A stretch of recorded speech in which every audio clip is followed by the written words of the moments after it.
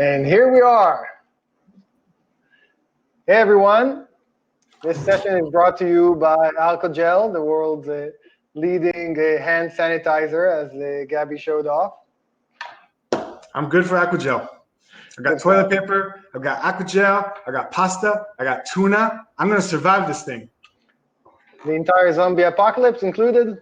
No, just the first part when everybody gets sick. After everybody turns to zombies, I don't have a shotgun. I don't. No, I'm Machete.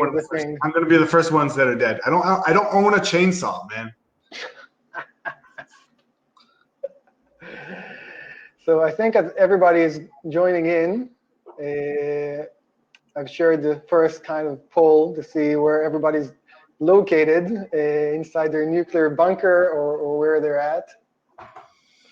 Curious to know that. I'm currently in a bunker in a side room here at my parents' house. That's the quietest place I could find without my kids, barging in through the door.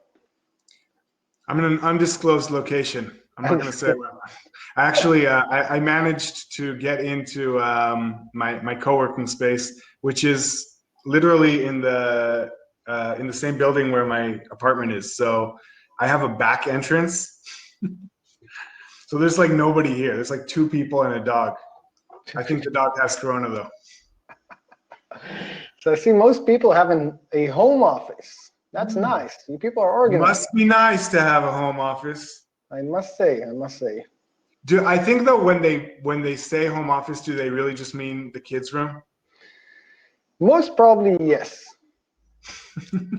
Some kids not doing their homework, their remote homework now, because their dad or mom is in their room, listening to a webinar. So just a couple more minutes and we'll start off. I see people are joining in as we speak. Hey, Noah. Hey, it's Guy Rosman. What's up, Guy? Adva from LinkedIn is here. Gee, we got some celebrities. Random home, Idan. Random home. So how have you been surviving these days? I've been holding off from stacking all these kind of toiletry and all these different food alternatives at home. But I think I'm going to break soon. And Got to break, man. Toilet paper. Man needs toilet paper. Yeah. Like whatever. Take my food. Take the Aquagel gel. Just toilet paper. If I can't wipe like a man, that's when I lose it. That's it. That's when you officially feel like you're not a person anymore. I'm completely with Noah. I have about 4 pounds of tahini stacked up at home. I think that's pretty much the only thing that I have prepared in advance. Zombies come, I can shoot them tahini spoons. Isn't that how you win the zombie apocalypse, with tahina? I think that's my only chance currently. Yeah. Nice. Well, I think we'll start off and get this show on the road. It was this lovely front kind of slide there. Me, of course, being taller than Gabriel. Yeah. Guys, this is complete fiction. In real life, I'm at least 1 meter or 2 taller than Elad. Fake news. Yeah. It's totally doctored photo. Yeah.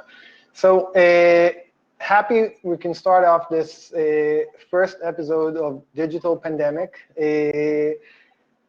Many to come, as long as this pandemic strives and continues. Hopefully it will end sooner rather than later, but while it's around, we'll be happy to kind of share our thoughts and insights from trying to manage campaigns and in general kind of digital advertising within these crazy days.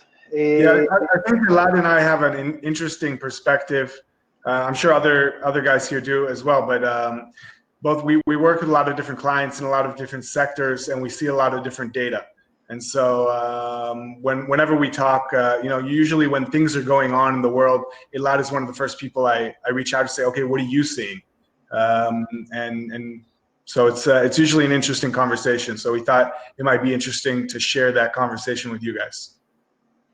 Hopefully it will be. And since not everyone knows you, I'd be happy if you'd share a word or two about yourself. So yeah, my name is Gabriel Ehrlich. I'm the founder of a little agency called Remotion. Remotion is a B2B digital agency specializing in LinkedIn advertising. Been around for almost 4 years now. Can you believe it?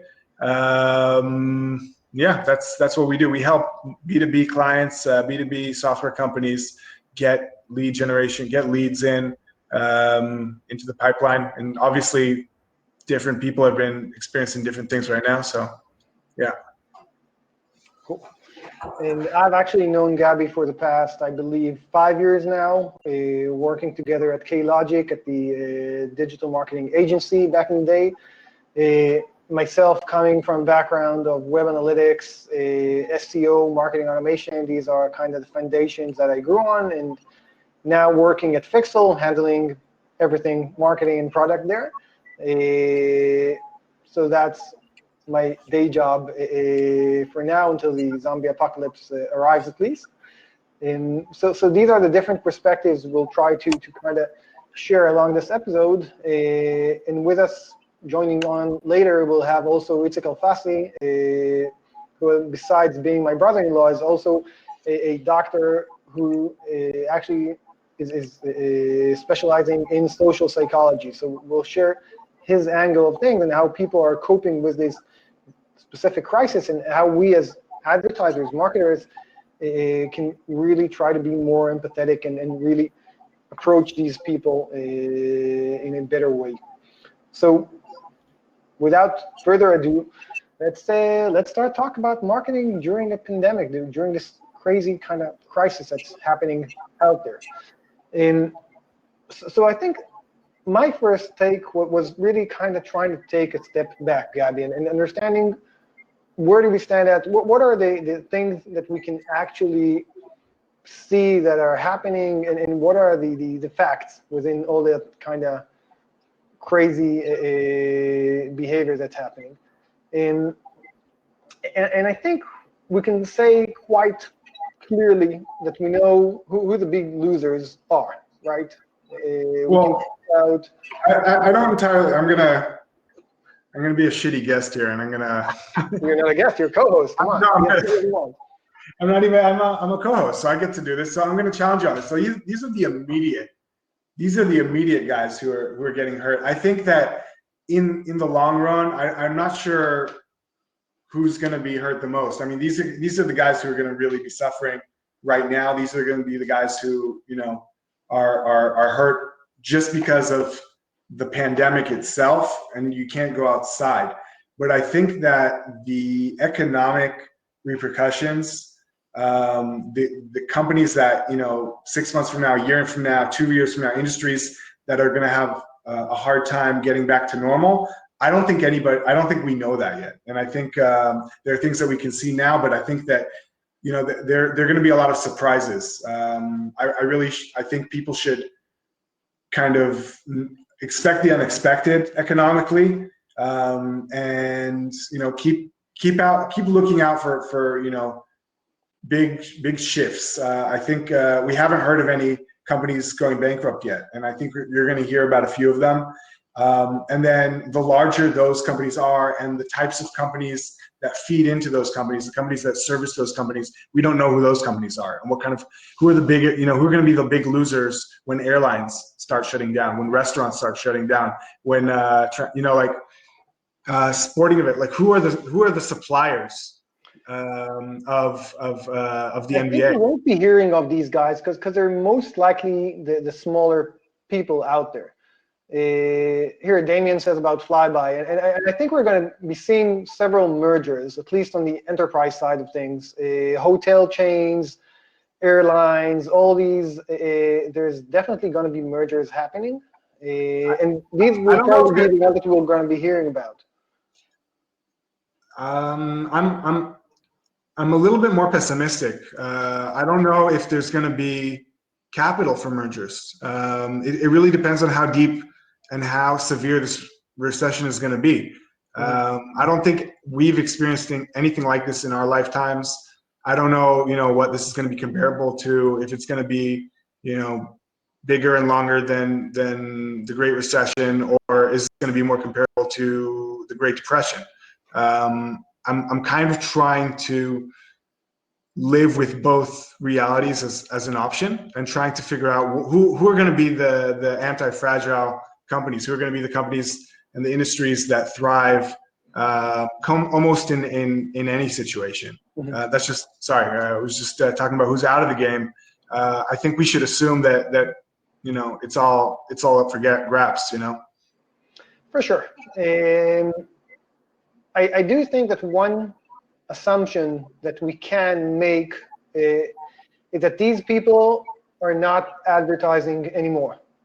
They're not putting in budgets, even the ones that aren't bankrupt or anywhere near that, but they're not spending any dollars on advertising, at least not the way they used to. And you know that travel as an industry was very aggressive. It's been a great decade for travel. I mean, at least here in Israel, you had open skies, you had Tel Aviv, you see tourists everywhere until recently, and this has been the case all over the world with Airbnb and the low-cost carriers. The world has really opened up, so a lot of economic activity has been has shifted there, and it's a crash in that sense. Like, that's a very, very quick crash.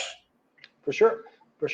And I think my next slide kind of depicts this in the best way. This is a client of mine that I was working with from the travel industry. They're dealing with flights. And this is what their graph of revenue looks like in analytics. It's been slashed by 75%. This is income coming in from their website, which is their only channel of revenue. And this is what the verge of bankruptcy looks like. This is really their nightmare, and there's nothing they can do about this. These are flights that are going out of Israel, pretty much. These are the only people that are purchasing anything, and really this is what they're dealing with, and they're kind of, with their hands tied in this sense. So it's quite a shitstorm there. Yeah. I mean, I don't know who these guys are, but if I were them, the only thing I would say is, figure out how you can stop the bleeding, send everybody on vacation, and then hopefully things start to get back to normal in 2 or 3 months. But you kind of have to bridge it somehow. Idan is asking if there's a link that you can send people who want to join but haven't registered yet. Is there such a link? Yes, coming up. Cool. It's interesting that it's not completely zero, though. Can you go back? Like, I would expect it to actually go down to 0, but it's not at 0. It's under 1,000. Right. It's not. It's come down from $2.5 million per week to about a quarter of that. They're at somewhere nearing $600,000 a week. I mean, that's kind of fascinating that it's not 0. Like, people are still. Yes, it's still people that are fleeing from Israel, which is their main kind of base of clients. And I believe that there is still future travel that's being purchased because there are fantastic deals available now still. I think that, like, when this is over, the pent up, I mean, I can't wait to leave the country right now. Like, tell me I can't do something, and I want to do it just that much more. So, I mean, if people aren't completely wiped out economically by the end of this thing, and if it isn't too long, and if there's someplace that still exists that you can travel to, I'm sure that Israelis especially, but just people all over there are going to want to, travel a little bit and just kind of get out there. Also, just, I mean, personally looking at what's happening in Italy, and wondering, oh man, like, is this the end of Florence as we know it? Like, it makes me want to go to Florence. I want to eat some pasta. It's in the news all the time, and I don't know. Me personally, I'm like, as soon as we can fly, I'm pretty sure I'm going to be flying. And I think Damien raises a good point because whether or not people will have the financial capabilities to actually make that kind of purchase and travel to Florence or whatnot. And it's a question of how long and deep this recession is going to be. I do expect there will be a boom in flights and kind of inbound or outbound travel for that. And people will go back to purchasing these. How long will it take for that to happen? It's a good question. But I believe it will spike back up. So we know that travel has crashed, and I think this is rather trivial in that sense, but we've also seen businesses that continued as usual, right? There's flat line here that maybe Gabriel can elaborate a bit more on it. Yeah, this is one of my e-commerce clients. They're not selling millions of dollars a week, but just a few $1,000s a day. But it's interesting. I mean, this spike that you see has nothing to do with anything. They just ran a sale, and it was before the pandemic. But I mean, they're usually averaging about 3K, 4K. It depends on the season. But this quarter has been, it's been relatively slow for them, but it's been flat. I mean, you don't actually see any big difference here. And in fact, there were a few days when things went down, and actually conversion rates went down. But most of their traffic is actually from Facebook. And one of the interesting things that's been happening on Facebook is that I assume that people are just bored out of their minds at home and buying compulsively out of boredom. So no, seriously, like I can just imagine people on the couch scrolling through Instagram, like, oh, okay, I'll get this, and like in just bored. And they're also not leaving the house as much, meaning I mean, I don't know about your wife, but mine has an innate need to shop.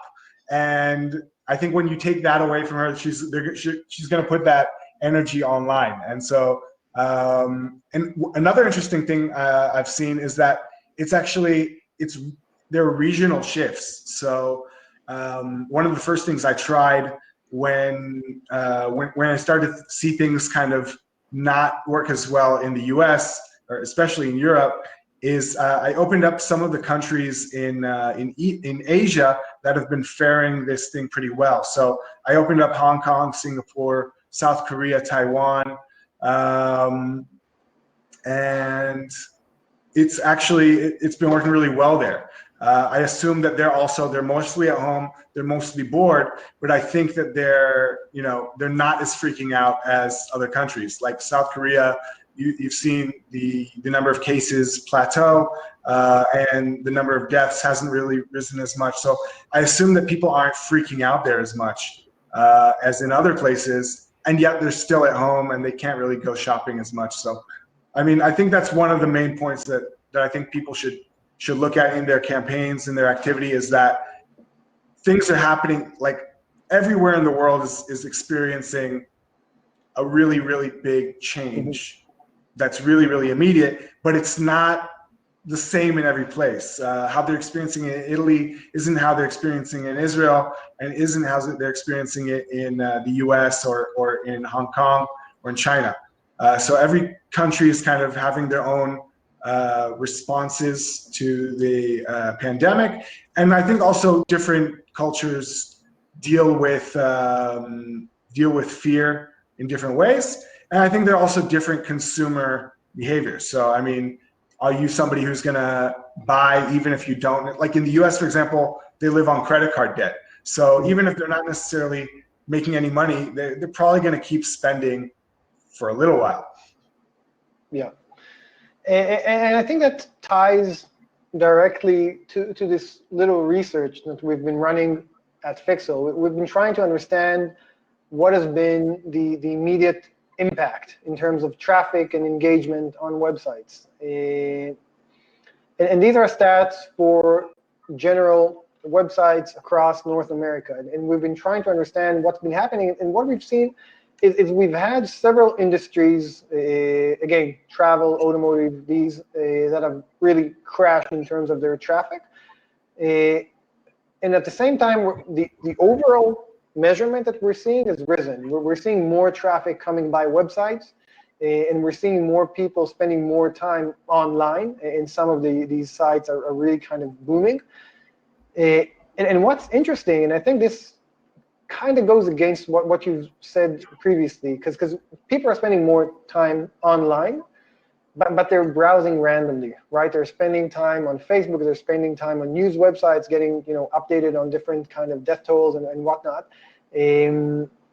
But at the end of the day, they're not engaging with content as they have previously. So we're seeing more people coming in, we're seeing less engagement with the actual content, and that's our key takeaway. And here, it really calls for you to be able to optimize for that traffic and understand really who you want to be working with. And I think when we're doing the math here, we have more eyeballs, we have less advertisers. At the end of the day, this drives lower CPMs. And I've seen several agencies report CPMs dropped by 60, 70%, some of them 50%. And it's really a fantastic opportunity. I mean, if you're on the winning side of brands that can actually, continue selling online, this is amazing. I mean, this is really striking gold for that. Yeah, no, there's an opportunity here, absolutely. Again, I want to kind of hedge that and say, I'm seeing, just talking about comparing March to February it's a little problematic. I'm seeing really erratic digital behavior. I'm seeing one thing today, another thing yesterday. So, things are happening, but I think as different, as things happen, I think people are reacting differently. It's a huge social experiment. I don't think that we've ever, I don't think that our models are built for this. You know what I mean? Like comparing one month to another month and looking at just engagement or just CPMs or anything. I feel like that's sort of not gonna give us the complete picture, just because things are happening really quickly. And so just in terms of, like the CPM thing, I think is an opportunity. So, especially if you're advertising on display ads or if you're advertising on Facebook, for example, like my e-commerce client, there's definitely an opportunity there. Like I'm getting a lot cheaper clicks, even if the conversion rates are a little bit lower, people are, and the clicks are cheaper. And so like if they're half the price and conversion rates are not, haven't fallen by half, you can actually capitalize on that. But I think that the thing I wanted to say that's kind of important to remember is, if the bottom falls out on the economy, that's not gonna, you can get people to the site and you can get people to click, but they're not gonna buy anything. If people are, people are out of jobs, if they haven't, they haven't been working for over a month, and they have to pay rent, and they have to, especially in the US, pay for health insurance, then you're not gonna continue to see, even if you're in a relatively safe industry and there are opportunities to be had here. If the economy really goes down the toilet, it's really going to impact B2C, B2B. It's really going to impact sales, and you're going to see that in the non-immediately impacted industries, probably in a month or 2 months, as companies start to fall down, as people are late on rents, as people's money runs out, ultimately. Money runs out, yeah. I think also here in Israel, we work a lot with startups that are reliant on venture capital. And I think that, it's been a really great ride for a lot of companies. Money's been really cheap, and money is going to continue to be cheap. But I think that people are just not going to be as willing to invest over this time. Yes, and I can say as a co-founder at a startup, that this is something that we're struggling ourselves. We were trying to launch our round and really raise some capital, and there's no one you can talk to at this point in time. Investors are really refraining from any new investment, and surely when it's something as risky as startup generally. So really it's a difficult time in that sense. Again, you got to build yourself, in my opinion, to be resilient and be prepared for such times, and not be reliant on external capital in any case. So in any case, we're hoping to kind of make it through this rough patch, and I believe it's completely doable. But again, you gotta kind of cut back on specific things to make that happen. So let's talk about the winners. Let's see who's really been able to kind of capitalize on it, and there are some that aren't really, the usual suspects for that. So one industry we've seen that's been very interesting, financial services. We've seen this boom, and this is really, in my opinion at least, wasn't expected. We've seen this on credit card companies. We've seen these on banks. We've seen these on other kind of external financial services. And it's really driving traffic crazy, and people are moving their money around. So I think it's very interesting to look at that. Another is all that's happening around computers, personal computers, their peripherals, kind of webcams that are running out from stores and all that. That's really selling out like mad. So that's a fantastic industry that's working there. Streaming, be that music, video, online courses, all that is selling like crazy. I've seen people that are selling online courses for baking cakes, or everything digital academies that are happening out there. And one of the things that maybe shouldn't come as a surprise is all these kits for kids, these crafts and arts and all these different things that are made to ship, that you can do them with your kids when you're in lockdown or quarantined home. So these are selling like crazy. I've heard from one of the agencies I work with that they've sold a month full of their inventory on a single day. You know what sort of stands out to me as you are laying all this out. What I think I keep thinking back of is the 2008 recession. It did when factories fired all their workers, and then when things got back to normal, after they'd replaced them with robots, they didn't rehire all those guys that they got rid of. And so what I think is happening here is that people are going to be adopting digital services and products at a faster rate than otherwise would have been the case. So for example, e-commerce as a share of global sales it's only still about 17%, something like that. So I mean, and that's for our generation, that's like weird. Like I only buy online, right? Or for millennials, it's going to be like they're only buying online. But I think that for older generations, they haven't been as fast to adapt. And I think that you're going to really see more things go online. I think that you're going to, people are going to, I don't know how long this might not last. Yeah, it might, like by the time this happens, people are just going to want to be outside all the time. But at least during this time, I think when people do go back outside, I think that there are going to be certain if things are more efficient like this, or better like this, then they'll stick. But if they're just, if people prefer to work at home, then Zoom will stay, high. But if people actually secretly prefer to work in the office, or employees prefer that people actually work in the office, then people will be back in the office, and the whole, working from home thing will be a flash in the pan. So I don't know, but I think, there are all these digital alternatives. You have esports now, right? Esports is a huge industry. It's still, a piss in the bucket versus actual sports as an industry. But maybe people are like, hey, it's cool to watch other people play Call of Duty or whatever. So I'm guessing that there will be some industries that it just sort of accelerates what would have been an inevitable dominance of that industry over an older industry. For sure, for sure.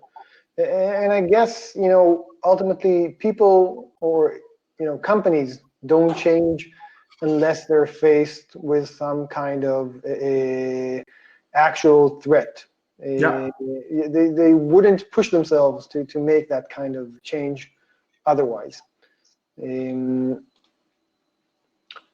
Damien mentioned previously, and here this is one of the other examples I really wanted to show about Blue Apron, right? That they were kind of in a bad trend there. And now with all this kind of happening around the US and everything kind of breaking out, they're hitting it. I don't know if all of our Israeli audiences knows Blue Apron, so maybe you should tell people what they do. Sure, go ahead. Oh, okay. So they do like meal delivery, but like not of the meals, but like of the stuff to prepare for the meals. Meal boxing. Yeah, I don't think that exists in Israel or anything like that. But basically, they'll give you the raw materials for what you need, like just what you need in order to make the meal, and then you make the meal. Yes. There's a very basic service offered nowadays by Tnuva in Israel, but it's really far from anything Blue Apron provides. Cool. Sweet. Now, I've posted a poll here, and I see that we have quite an interesting distribution between in-house and agency and other marketers, which is also interesting to see people that are coming from outside the standard kind of mold there. But I think most of the brands we've discussed and we've looked at were primarily from B2C, and I'd love to hear your take on where B2B brands stand. Well, what's their opportunity with companies being under great threat, and really kind of people are being pushed to take their time off on vacations without being paid, and all these different kind of changes that are happening.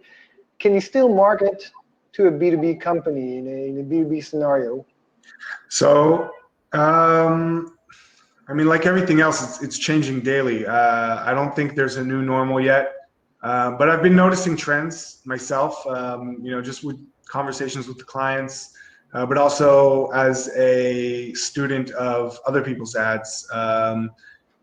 There's sort of the obvious stuff. You see a lot of people kind of trying to address, the new pain point of remote work and working from home. That's sort of like the really on the nose thing. But I mean, it kind of depends on B2B. Like most of my clients are B2B software as a service and enterprise software companies. And generally, my feeling is that for the most part, they will have an easier time of it unless they were targeting specifically one of the hurt industries. So, if you were in I don't know, something to do with travel tech or something like that, or selling solutions that deal with travel agencies or hotels or something like that, then you're probably going to be in big trouble. You're probably hurting.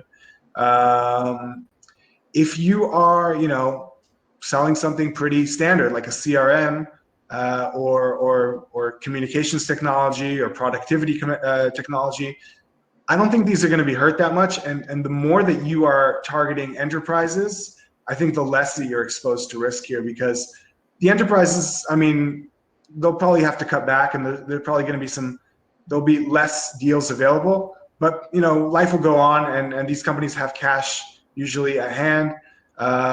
So I think it's actually going to be easier for B2B to survive this than B2C generally. I think you can relatively, I don't know if easily, but you can kind of shift your focus. If you are a marketing technology company and you've mainly been focused in the travel industry, but your solution will work just as well for finance, then you can make some adjustments and you can target finance in your messaging, in your ads, and in your targeting. It's not easy, right? But I think that it's easier to change a digital product with product tweaks and messaging than it is to change a physical product and a physical market. So I mean, I've been seeing really different approaches. Some B2B companies are really trying to jump on this with their messaging and address it head on. Some actually are benefiting for this. Obviously, Zoom is a B2B company and they're benefiting. But as I think this, like I said, it accelerates that digital transformation that we've been hearing so much about. And if software is eating everything, I think this is the situation where software eats everything. It's when it's the alternative of doing it from your computer or doing it from your phone versus going out and doing it in person, then I think that becomes a lot more reasonable all of a sudden to do it on your phone. There's a lot of software that their main benefit is efficiencies and cost cutting, right? So if you have a software that automates some sort of manual process, then I think that suddenly becomes a lot more interesting as people are cutting back and looking to save money. So if you have a real benefit, if your product really, really has value and is able to really save money for your clients or automate stuff that, and it also kind of helps people work from remote. So if you have like a Slack, for example, Monday, Asana, I think these things are well positioned to enjoy. I think these are the obvious examples. And here Dor asked the question, and you really also said it. If I'm looking at Fixel, okay, so we're selling a solution for advertisers.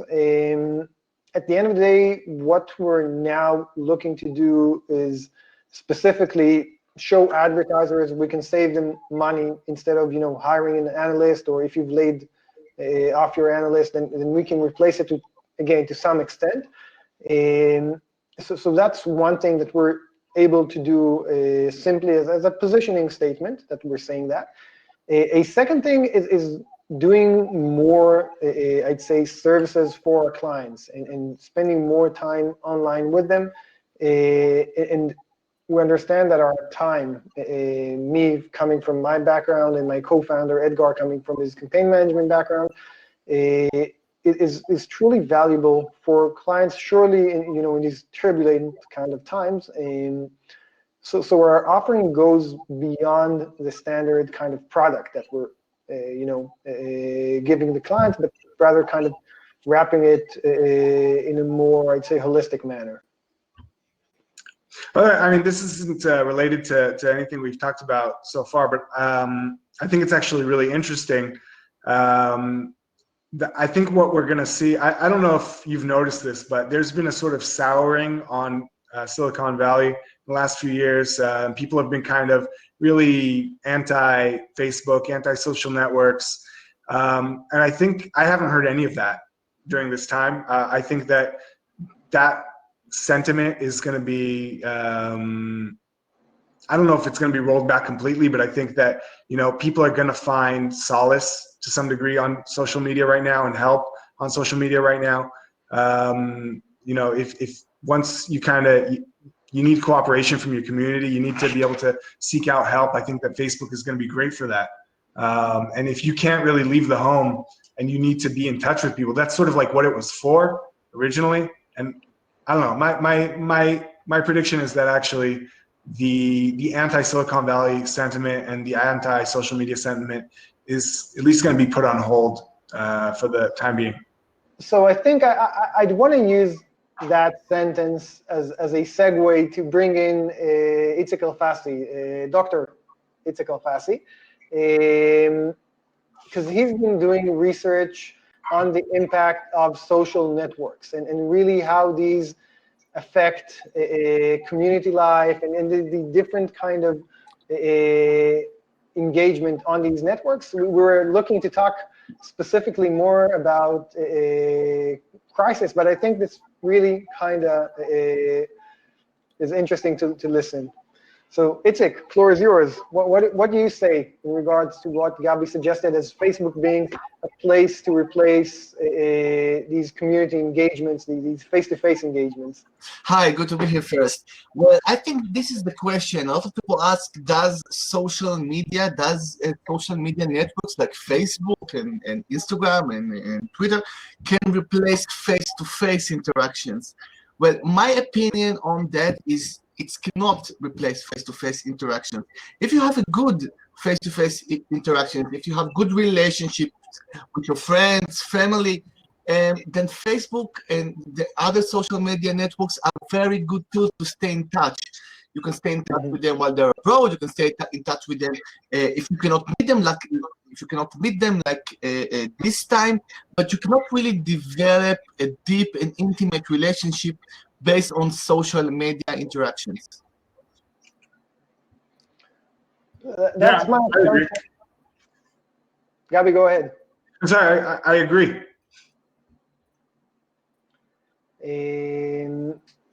So my question, and I think this is originally kind of what we were looking to discuss here, within these kind of times of uncertainty and this really kind of crisis that's happening out there, are there specific behaviors we can expect, or specific things that are top of mind for people? Are we really kind of retracting to the bottom of the Maslow pyramid, and people are only looking to stack up toilet paper and tahini and whatnot, or can we engage in more meaningful conversation with them? Well, I think that's a very interesting question. I think that first of all, there is a difference. Different people in different countries are on different stages. If we look at the Maslow pyramid, then some people in some countries are really now worried about their actual physical existence. So they are like in the first level of the pyramid. Other people are now concerned about their security, which is the second level of the pyramid. They're concerned about the job, about their financial existence. So this is something that will occupy them and motivate them. But I think that a lot of people are now at the third stage, where the need that motivates them is the need to belong. I think that a time of crisis, a time of stress and distress, people suddenly feel again this need to belong, and we are living a very individualistic era. And I think that people now find again, and not only find, feel again, the need to be connected with others, which is interesting and strange and complicated, because they always now the measure to deal with the pandemic is social distancing. So this is very interesting. I think that one of the outcomes of this would be that people will find again the importance of having a close, having intimate relationship, having relationships, having people in their life that they can trust on them in times of crisis, in times of need. This is the kind of motivation that motivate people, psychology, in these kind of times. So I think it's interesting. I think one takeaway I can take from this is looking at creative. When we're creating ads or creating different kind of messaging online, it's how we speak and the types of visuals that we choose. So it wouldn't necessarily be the person sitting on their laptop alone, but rather within some kind of a group, or trying to create that more community setting to some extent. Again, I believe it's also sorry. As you were talking, I was thinking a little bit about what you're saying, and one of the things that I'm curious about. Do you think it matters sort of the velocity at which people move from one stage to the another? Like you're talking about, people being in an existential state, a state of existential fear, and scared for their own physical security. And sort of like 2 weeks ago, they were not. It's not like they're, they were in I don't know, some third world country. Some third world country and really scrounging for their next meal. And then, this pandemic hit, and, they went from bad to worse. You have people in some of the richest countries in the world that, they have pensions, and their life for so far has been pretty sweet. And now all of a sudden everything has gone to shit. And I'm curious if the velocity of change has any sort of impact here, and if it can. I guess, I mean, I don't know if this is a question or an assumption, but like, if there's, I assume the longer that the situation is like this in terms of the quarantine and people social distancing, then the more permanent the changes might be. You know, if it ends tomorrow, I think we'll all kind of go back to our individualistic ways quite soon. And if it lasts with us for 6 months, there are probably going to be some pretty deep cultural changes. So, I mean, how do you see that? It's a very interesting point that you are raising. I will first of all answer what Elad asked about how to market things at this time. And I don't know if I can, if I will be able to share my screen, because I saw some.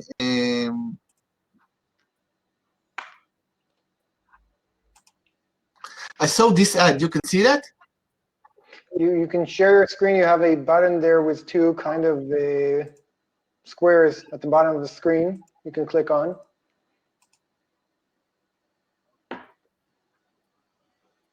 Okay, I think it's working. Yes. You can see the ad? Now we see it. Yeah. Okay, so I saw this ad on my Facebook feed, and I thought this is a very good one, because they are now saying to people, you are not alone. We will come through this together. It's not looking like they're trying to take advantage of the situation. I think that marketers should think now how they communicate to people that they are with them, that they're not trying to take advantage, financial advantage on the situation, but they are trying to support them. And I Sympathetically. They're trying to be sympathetic, and I think this ad is a very good example. It relates to what will be in the near future about how people feel and what would be their the motivations. I think it depends on what is going on with the pandemic. I mean, like, we don't know. I mean, like, it changes from day to day. If we take this Maslow pyramid model, then you can go up and down the levels and quite fast and quite easily. I think that once the pandemic is being contained, people will start to feel more relieved and more secured, and maybe we'll see some sort of a shift high in terms of buying and consuming things, some sort of a counter reaction to the anxiety that they are feeling right now. Yeah, I have a little bit more of a cynical output on it. I think in B2B specifically, a lot of the time we talk in terms of pain points, and almost always, and I wish this wasn't the case. I wish we could just run great ads based on you know, this is an awesome product and you should get it. But what seems to work is addressing a specific pain point. So, you know, we're not selling the solution, we're selling the problem in B2B a lot, and that's usually what works for whatever reason, and it's been the case for some time. And so what I've been seeing and what I've been noticing is that in this kind of environment, the job to be done, so to speak, that, you know, if you're a marketer, then you have certain problems, you have certain pains. Elad and I are familiar with that. You have problems of data, you have problems of targeting, you have problems of organization, you have problems of creative, and these are all problems that, you know, you have on your job. And generally, what I found over time is that when you address the problem and you say, you know, this isn't going to be a problem for you anymore when you use our software, and you don't really talk about necessarily the software, you just talk about how we're going to solve your problem, that seems to work more.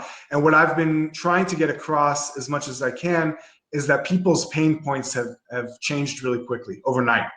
And that's never the case, that people's, you know, pain points. Maybe when they change jobs or they change locations.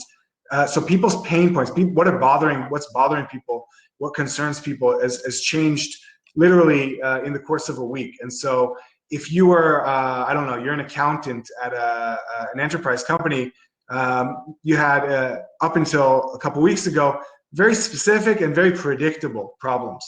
And that, you know, companies could learn and adjust and optimize how to address that. Marketers could address that pretty predictably. What I think that we're going to be seeing now is that people's pain points are different. And I think the most obvious one that I've been seeing, and we're going to be talking about ads pretty quickly, is, you know, talking about remote work. So if you're an accountant and now you're working from home, your biggest problem is getting people to send their expenses, you know, from home, or your biggest problem is how can you actually work from home without your kids coming into the camera. Maybe you need new software. Maybe you've been working on some sort of legacy software for the last 20 years, but that's not gonna cut it right now with your at-home setup. And now's the time that you're going to be reevaluating, just like new parents are reevaluating their expenses and the brands that they love. I think that when people go through a big change in their lives, I think your brain is now open to possibilities that they wouldn't have been open to, and you have new problems.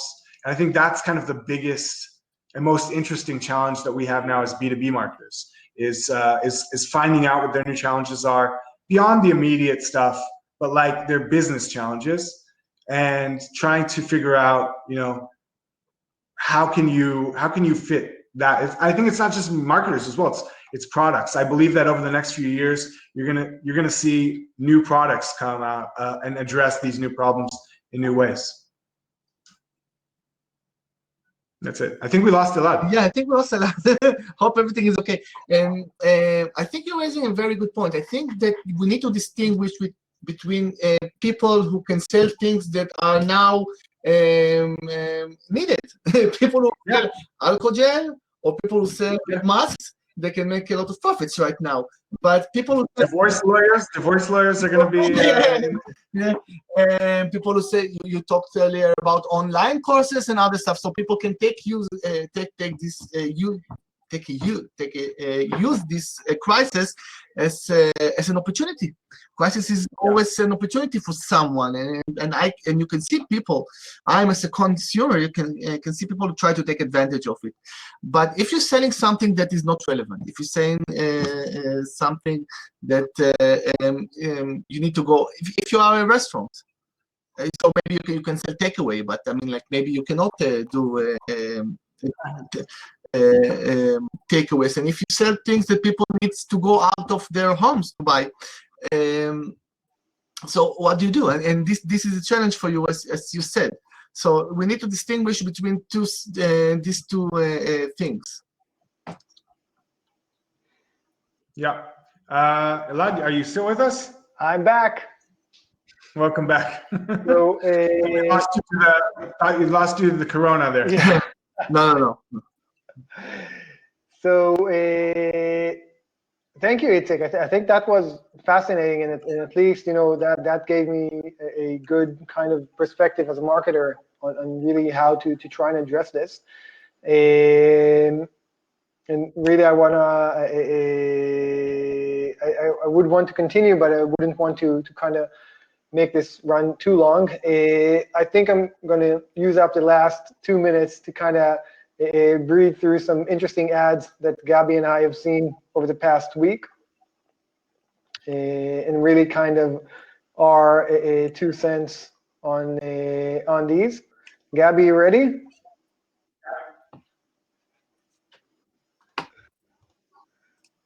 So I think this is the first one that's been interesting. We've seen Salesforce. That's really... Hold on, before we do that, Noah has a question here. I'm gonna share it with the class. Sure.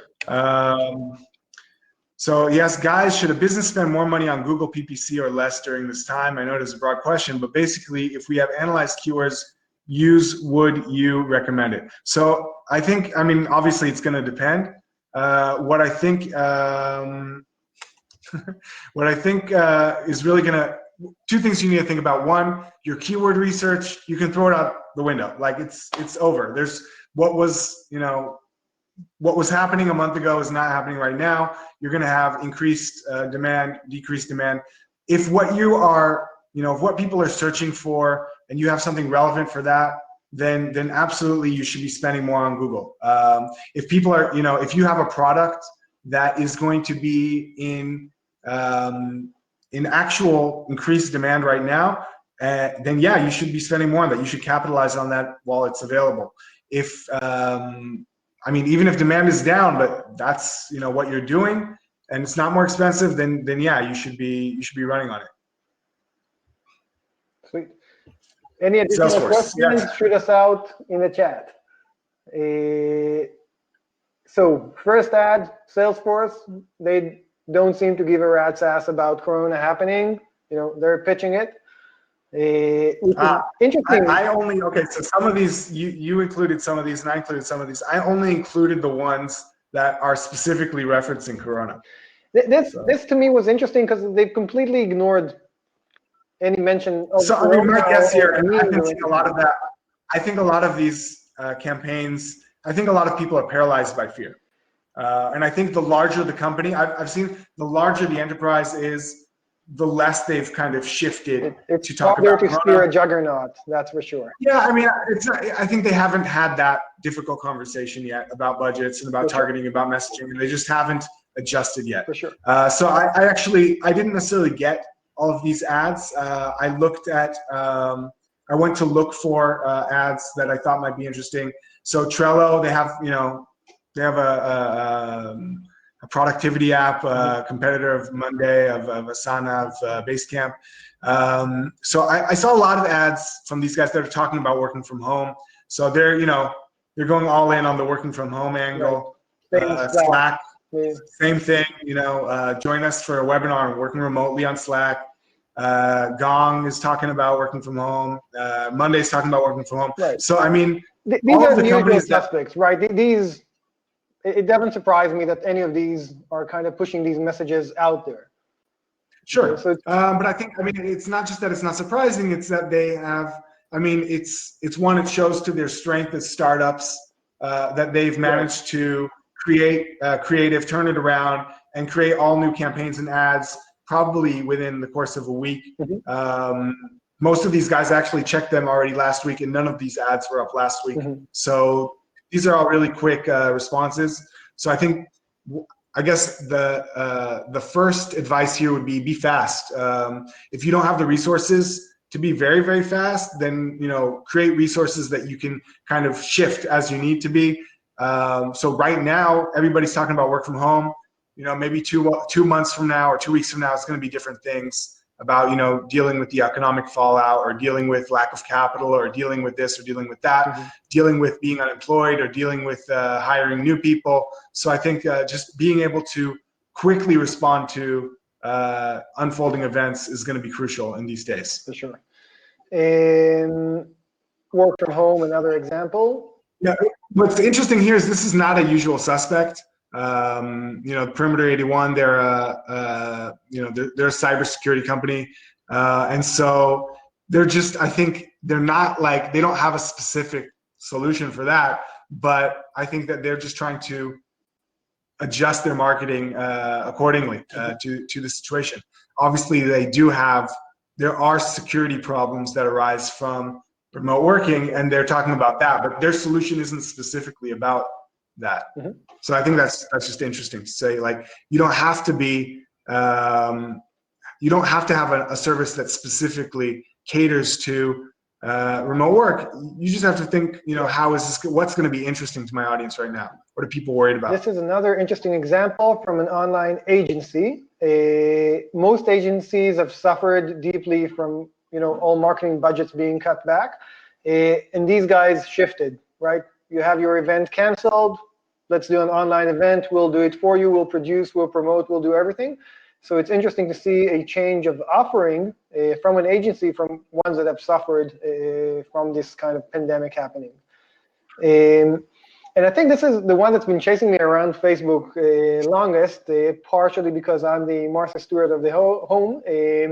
These guys, these are Israeli textile company that they're selling all these different kind of things from these, whatchamacallit, bedroom sheets and other accessories for home, and towels, yes. So they've been stuck with things that they aren't able to export. So they've been selling these at really floor prices, and it's amazing. And they've been chasing me around on Facebook for the past couple of weeks. And this is really, making that lemonade from a lemon. I think this is a fantastic example of a standard business that's really trying to change the way that they're capitalizing on this event. And last but not least, Gabby, this is your example. Yeah, this is one that actually I saw this today, and I just, it stood out to me. I can't really say if this is good or bad.